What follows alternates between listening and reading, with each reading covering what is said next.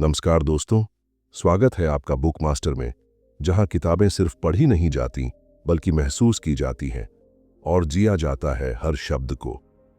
क्या आपने कभी ये महसूस किया है कि आप हमेशा कुछ पाने के पीछे भाग रहे हैं, लेकिन अंदर कहीं ना कहीं खालीपन बना ही रहता है?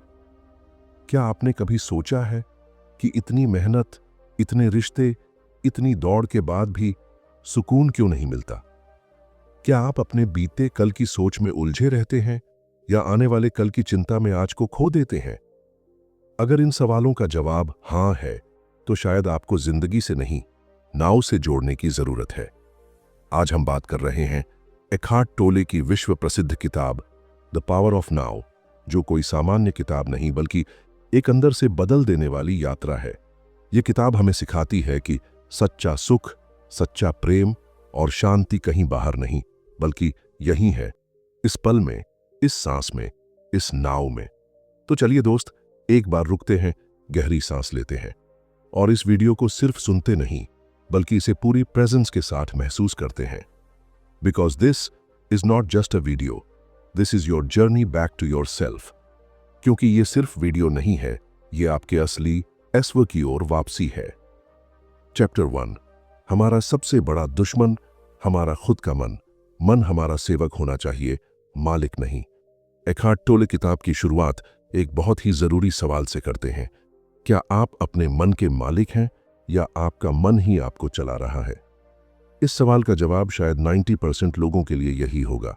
हमारा मन ही हमें चलाता है और इसी से शुरू होती है हमारी सभी समस्याओं की जड़। एखार्ट साफ कहते हैं, mind is a superb instrument if used rightly. Used wrongly, however, it becomes very destructive. यानी मन एक शानदार औजार है अगर उसे सही तरीके से इस्तेमाल किया जाए, लेकिन अगर मन ही हमें इस्तेमाल करने लगे तो यह विनाशकारी बन जाता है। सोचने की आदत एक अदृश्य जाल। हम दिन भर बिना रुके सोचते रहते हैं, क्या हुआ था कल, क्या होगा कल, क्यों उसने ऐसा कहा, आगे क्या करूंगा। एखार्ट कहते हैं, हम अपनी सोच में इतने उलझे रहते हैं कि हमें पता ही नहीं चलता कि हम कब वर्तमान पल से बाहर निकल गए। यह सोचने की ऑटोमेटिक आदत हमें जीवन के सबसे अनमोल पल अभी से दूर कर देती है। रियल लाइफ एग्जाम्पल, सोचिए आप एक पार्क में वॉक कर रहे हैं, चारों ओर हरियाली है, पक्षियों की आवाजें हैं, ठंडी हवा आपके चेहरे को छू रही है, लेकिन आपका दिमाग ऑफिस के प्रोजेक्ट, ईएमआई या किसी दोस्त की कही बात में उलझा हुआ है। आपका शरीर पार्क में है, लेकिन आपका मन कहीं और, यानी आप उस खूबसूरत पल में थे ही नहीं। एखार्ट इसे अनकॉन्शियस लिविंग्स कहते हैं, मतलब जिंदगी चल रही है लेकिन आप होश में नहीं हो। अब सवाल उठता है, इससे बाहर कैसे निकलें? एखार्ट हमें सिखाते हैं कि इस जाल से निकलने का पहला कदम है अपने विचारों को देखना शुरू करो। वॉच द थिंकर, यानी सोचने वाले को देखो। जैसे ही आप खुद को सोचते हुए पकड़ लेते हो, जैसे ही आप कहते हो, अरे मैं सोच में डूब गया हूं, तो समझो आपने अपने मन से पहला फासला बना लिया है। यह छोटा सा अंतर ही शुरुआत है अब में जीने की। क्या है अब की ताकत? जब आप सिर्फ अब के पल में होते हो, ना अतीत की चिंता होती है, ना भविष्य का डर। एखार्ट कहते हैं, realise deeply that the present moment is all you ever have. गहराई से समझो कि वर्तमान पल ही तुम्हारे पास सच में है। छोटा अभ्यास जो बड़ा बदलाव लाए।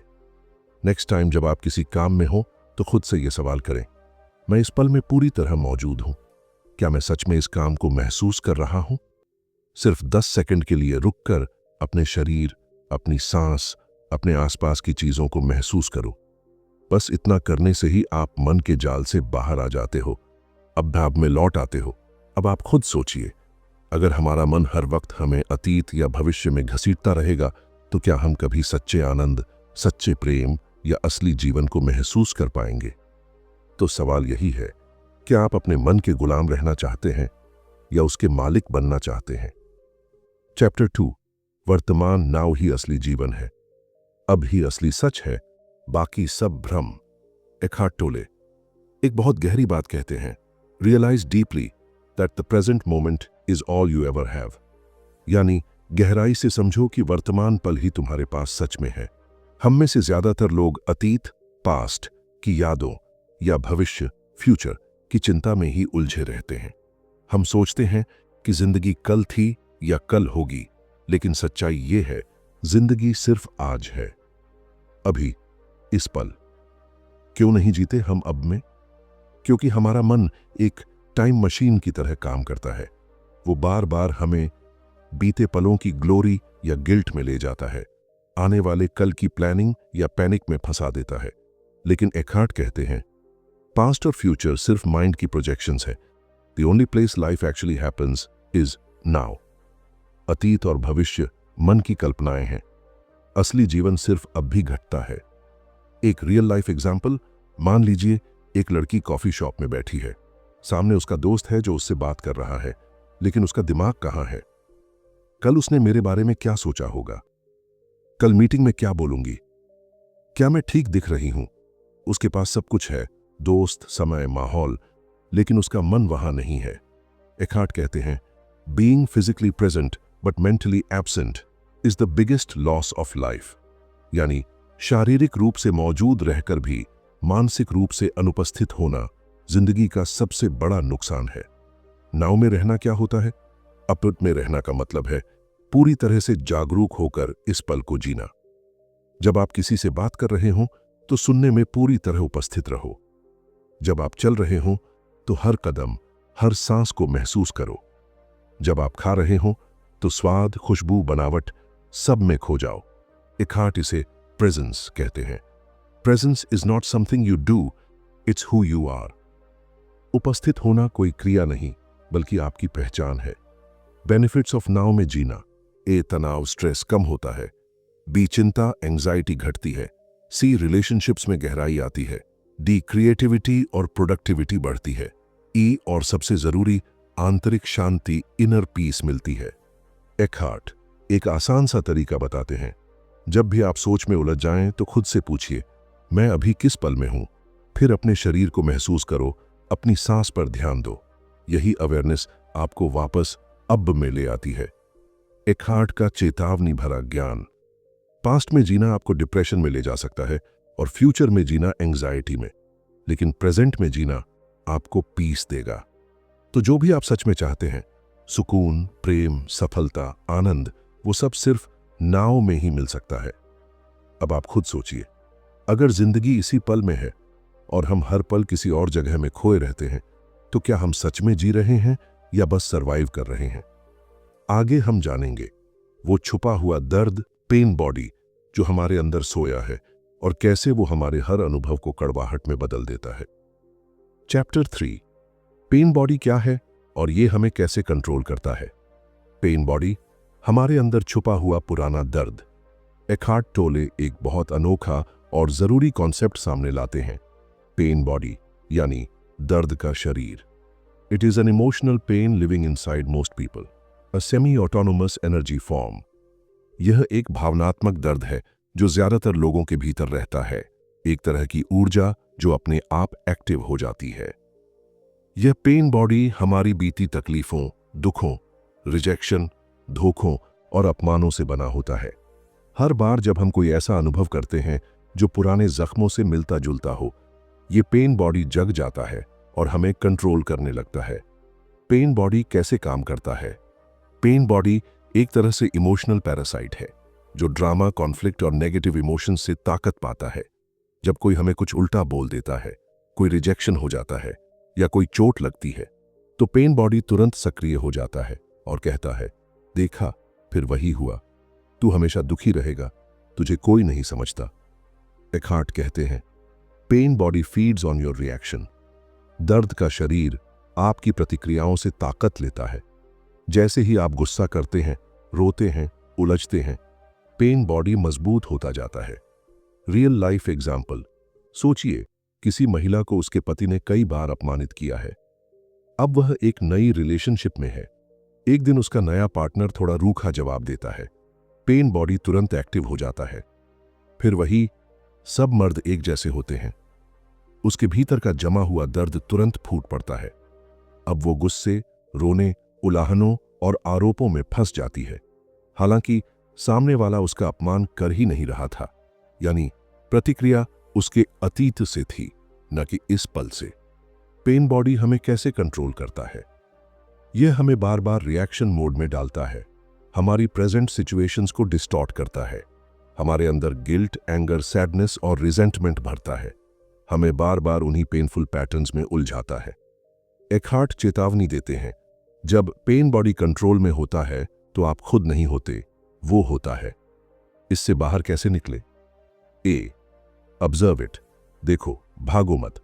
जब आप अंदर दर्द उठता हुआ महसूस करें, खुद से कहो, ये मेरी पेन बॉडी है, मैं इसे देख रहा हूं। बी, जज मत करो, इसे गलत या बुरा कहकर दबाओ नहीं, बस जागरूक हो जाओ। सी, रिएक्ट मत करो, पेन बॉडी को फ्यूल मत दो, रिस्पॉन्ड मत करो, बस देखो। एकहार्ट कहते हैं, awareness is the beginning of freedom. जागरूकता ही आजादी की शुरुआत है। पेन बॉडी को हील करना। जब आप बार बार पेन बॉडी को पहचानने लगते हो, उसे बिना प्रतिक्रिया दिए महसूस करने लगते हो, तो उसकी ताकत कम होने लगती है। वो हल्का होता है और फिर धीरे धीरे डिसॉल्व हो जाता है। एकहार्ट इसे कहते हैं, the burning of the old emotional pain in the fire of your presence. आपकी उपस्थितता की आग में पुराने भावनात्मक दर्द का जल जाना। अब सोचिए, अगर हमारे भीतर कोई अदृश्य ऊर्जा है जो हमारे मूड, रिश्ते और निर्णय कंट्रोल कर रही है, तो क्या हम सच में खुद को चला रहे हैं या हम बस पुराने दर्द के गुलाम बनकर जी रहे हैं? आगे हम जानेंगे ईगो क्या है और कैसे ये हमें अब में जीने से रोकता है, क्योंकि पेन बॉडी और ईगो दोनों मिलकर हमें उस सुकून से दूर रखते हैं जो इसी पल में छिपा है। चैप्टर 4, ईगो जो हमें आज में जीने नहीं देता। ईगो, वो नकली मैं जो हमें खोखला करता है। एकहार्ट टोले कहते हैं, the ego is nothing more than the unobserved mind.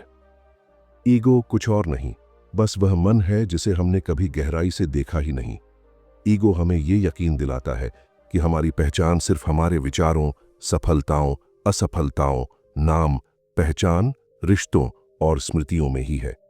Ego हमें नाव से डिस्कनेक्ट कर देता है, क्योंकि ईगो को जीने के लिए या तो पास्ट चाहिए जिससे वो कह सके मैं ऐसा था, या फिर फ्यूचर जिससे वो कह सके मैं ऐसा बनूंगा।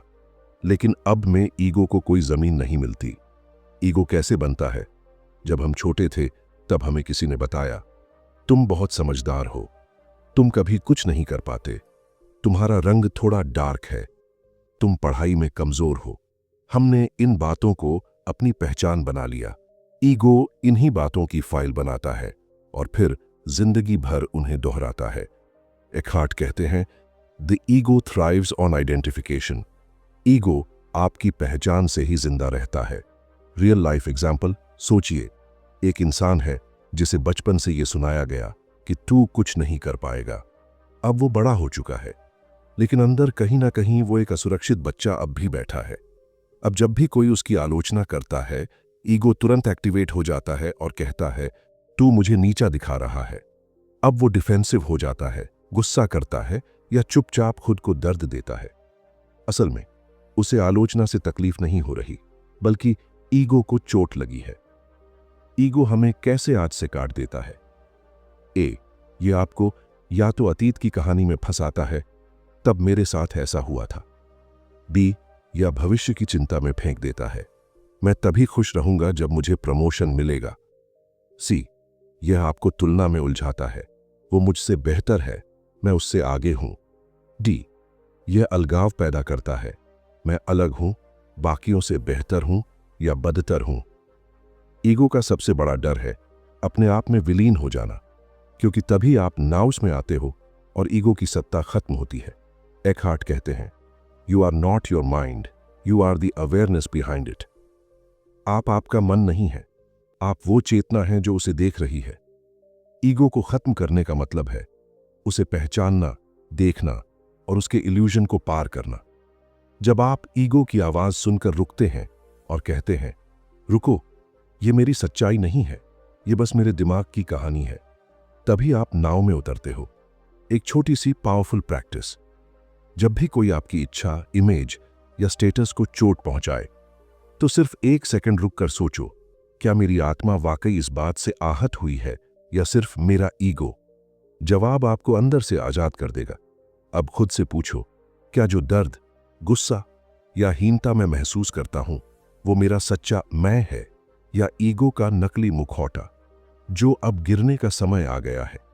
आगे हम जानेंगे अवेयरनेस और प्रेजेंस की असली शक्ति क्या है और कैसे वो आपकी सारी भीतरी उलझनों को सुलझा सकती है। Chapter 5 awareness. अब जागो। जागरूकता ही शुरुआत है आजादी की। एखार्ट टोले इस किताब के सबसे शक्तिशाली हिस्से में हमें बताते हैं awareness is the greatest agent for change. जागरूकता ही बदलाव का सबसे बड़ा माध्यम है। लेकिन जागरूकता यानी क्या? एखार्ट के अनुसार जागरूकता का मतलब है हर उस पल में होश में होना जब मन हमें कहीं और घसीटने की कोशिश करता है। हमारा मन, ईगो और पेन बॉडी हमें बार बार सोच, डर, गुस्से या बीते कल में ले जाना चाहते हैं। लेकिन अवेयरनेस कहती है रुको, देखो और जागो। माइंड और अवेयरनेस का फर्क। You are not your thoughts, you are the awareness observing those thoughts. यानी आप अपने विचार नहीं हैं, आप वो जागरूकता हैं जो उन्हें देख रही है। जब आप ये समझ लेते हैं कि आप अपने मन नहीं हैं, तो एक बहुत गहरा बदलाव होता है। आप पहली बार अपने विचारों के पीछे नहीं भागते, बल्कि उन्हें सिर्फ देखते हैं। उसी क्षण से शुरू होती है सच्ची आंतरिक शांति, inner peace. Real life example. मान लीजिए आप ट्रैफिक में फंसे हैं, चारों ओर शोर है, हॉर्न बज रहे हैं और आप देर हो रहे हैं। आपका मन चिल्ला रहा है, इतना गुस्सा आ रहा है, कितनी बेकार सड़कें हैं, आज का दिन तो गया। अब आप दो रास्ते चुन सकते हैं। ए, बिना सोचे समझे उस गुस्से में बह जाएं। बी, या अवेयरनेस के साथ खुद से पूछें, क्या गुस्सा करना समाधान है? क्या मैं इस पल को सिर्फ देख सकता हूं बिना उलझे हुए? जब आप दूसरा रास्ता चुनते हैं तो आप एखार्ट की टीचिंग को सच में जीने लगते हैं। कैसे लाएं अवेयरनेस को जीवन में? एखार्ट की प्रैक्टिकल एडवाइस। ए, अपने विचारों को देखें, उनमें खोए नहीं। जब कोई नकारात्मक विचार आए तो खुद से कहें, यह मेरा विचार है, मैं नहीं। बी, हर दिन कुछ पल सिर्फ सांसों को देखें, न कुछ सोचें न कुछ करें, बस सांस लेना और छोड़ना महसूस करें। Your breath is your anchor to the now. आपकी सांसें आपको अब में लाने का जरिया है। सी, अपने शरीर को महसूस करें, अपने हाथ, पैर, दिल की धड़कन, ऊर्जा, सबको चुपचाप महसूस करें। यहीं से शुरू होती है अवेयरनेस। क्या मिलेगा जागरूकता से? गुस्सा घटेगा, चिंता गायब होगी, मन शांत होगा, निर्णय बेहतर होंगे और सबसे जरूरी, आपको खुद से मिलन होगा। जब आप जागते हो तो बाहर की दुनिया वैसी ही रहती है, लेकिन आपकी प्रतिक्रिया बदल जाती है। एखार्ट की अद्भुत बात, awareness is the space in which thoughts exist when that space has become conscious of itself. जागरूकता वह जगह है जहां विचार होते हैं, लेकिन तब जब वह जगह खुद को जानने लगती है। मतलब जब आप अपने अंदर की स्पेस को देखना शुरू करते हैं तो आप उस चेतना को पहचानते हैं जो विचारों से परे है। अब आप खुद सोचिए, अगर मैं अपने विचारों को देख सकता हूं तो फिर मैं कौन हूं? और वो चेतना जो देख रही है, क्या वही मेरा सच्चा स्वरूप है?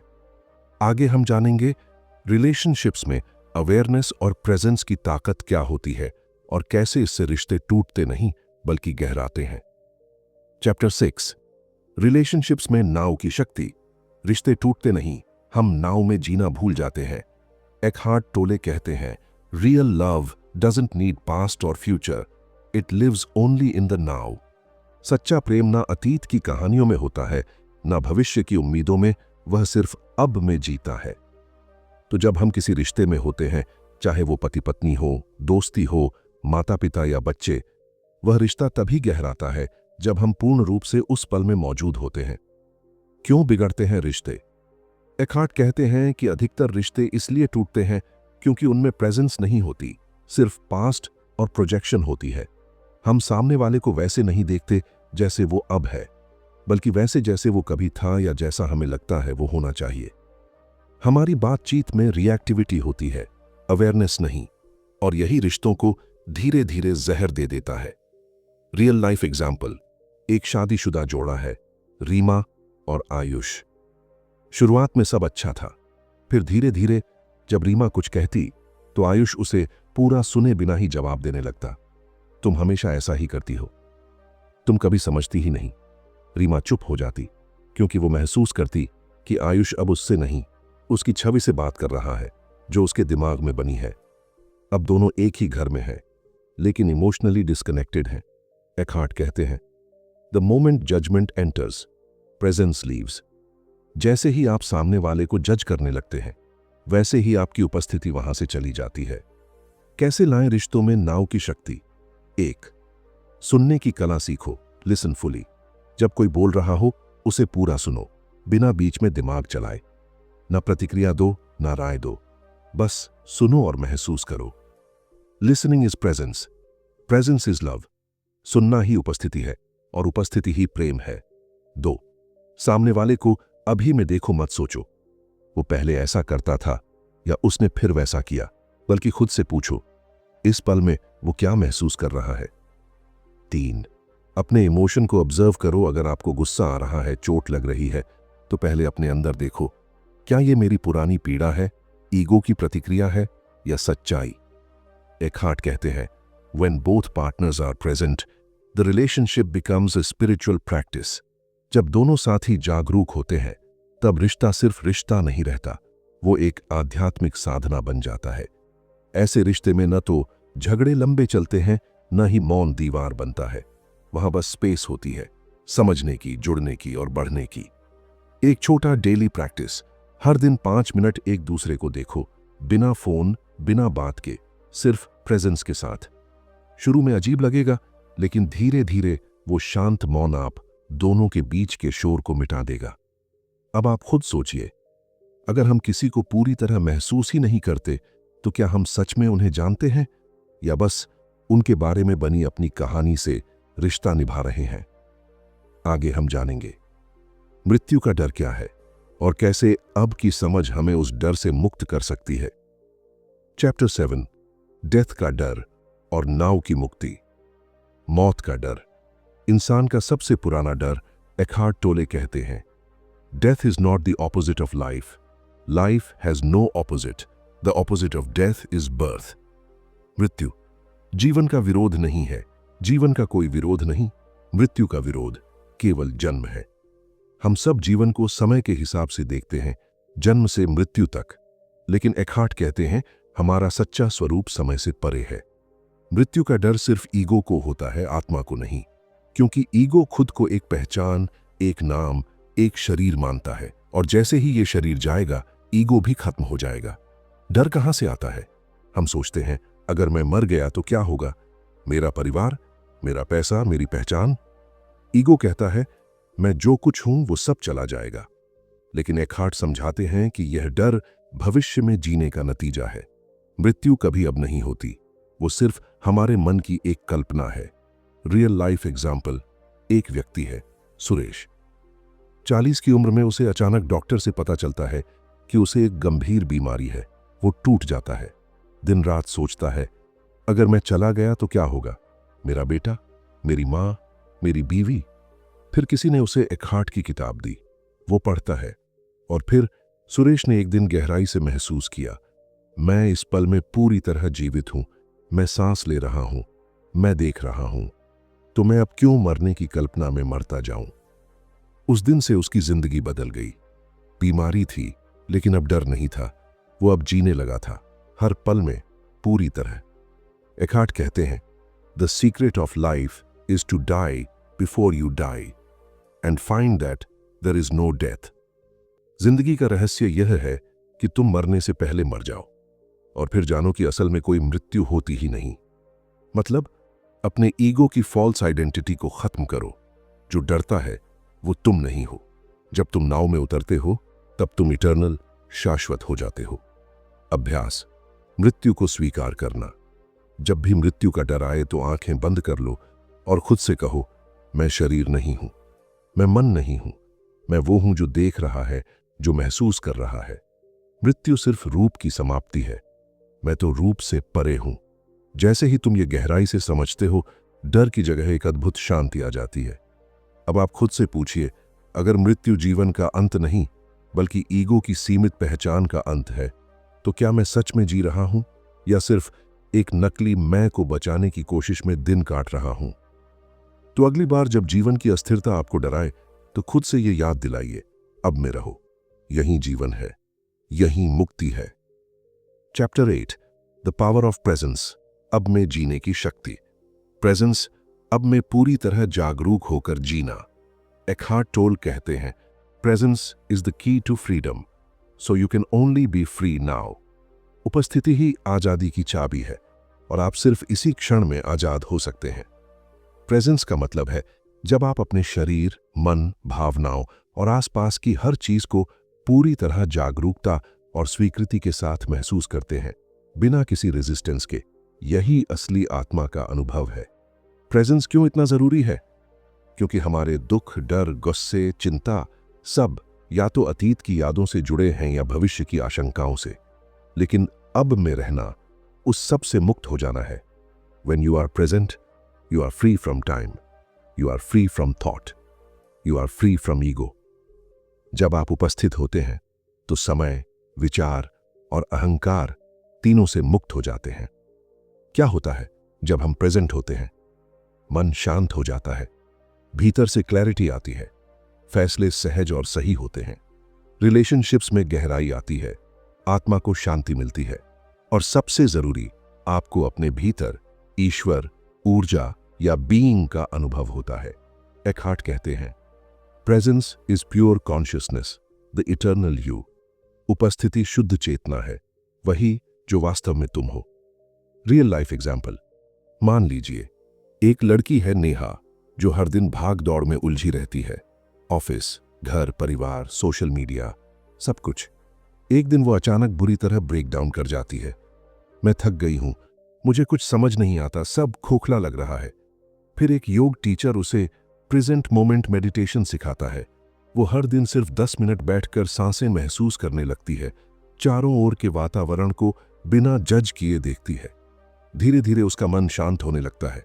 अब भी ऑफिस वही है, घर वही है, जिम्मेदारियां वही हैं, पर अब वो जाग कर जी रही है, ना कि खोकर। प्रेजेंस को कैसे लाएं जीवन में? फर्स्ट, हर दिन कुछ मिनट खुद के साथ बैठें, बिना फोन, बिना काम के, बस सांसों पर ध्यान दें। अपने शरीर को महसूस करें, यहीं से शुरू होता है जागरण। सेकंड, चलते समय पूरी तरह चलें, खाते समय पूरी तरह खाएं, हर क्रिया को ध्यान और प्रेम से करें, ना कि ऑटो पायलट मोड में। थर्ड, सोच को देखें, पर उसमें बहे नहीं, आप विचारों को देख सकते हैं, इसका मतलब है आप उनसे अलग हो। फोर्थ, कुछ भी करें, प्रेजेंस के साथ करें। कोई रिश्ता निभाना हो, मीटिंग करनी हो, झगड़ा हो गया हो, पहले खुद से पूछो, क्या मैं इस पल में पूरी तरह मौजूद हूं? सजेस्शंस, कैसे इस किताब को जीवन में उतारें? हर दिन सिर्फ 10 मिनट प्रेजेंट मोमेंट प्रैक्टिस करें। दिन में एक बार किसी से बात करते समय पूरी तरह से सुनने का अभ्यास करें। जब भी गुस्सा, चिंता या डर आए, खुद से पूछें, क्या मैं अभी इस पल में हूं या बीते या आने वाले पल में उलझा हूं? हफ्ते में एक बार फोन स्क्रीन से मुक्त प्रेजेंस टाइम रखें और सबसे जरूरी, खुद से प्यार और धैर्य के साथ व्यवहार करें, क्योंकि हर बार नाव में आना अभ्यास से ही आएगा।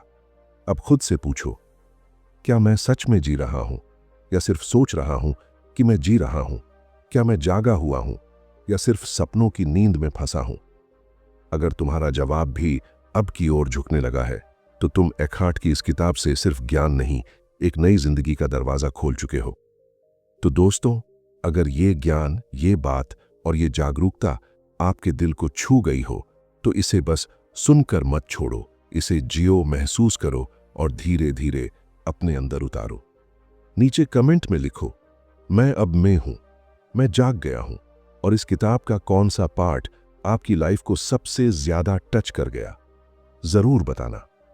और हां, अगर आप चाहते हो कि ऐसे ही और बेसिक से लेकर स्पिरिचुअल लेवल तक की किताबें इस प्यार भरे अंदाज में मिलती रहें, तो चैनल को सब्सक्राइब करना मत भूलना और वीडियो को एक प्यारा सा लाइक जरूर देना। अब से हर पल तुम्हारा है, क्योंकि तुम अब नाव में हो। Thanks for watching guys.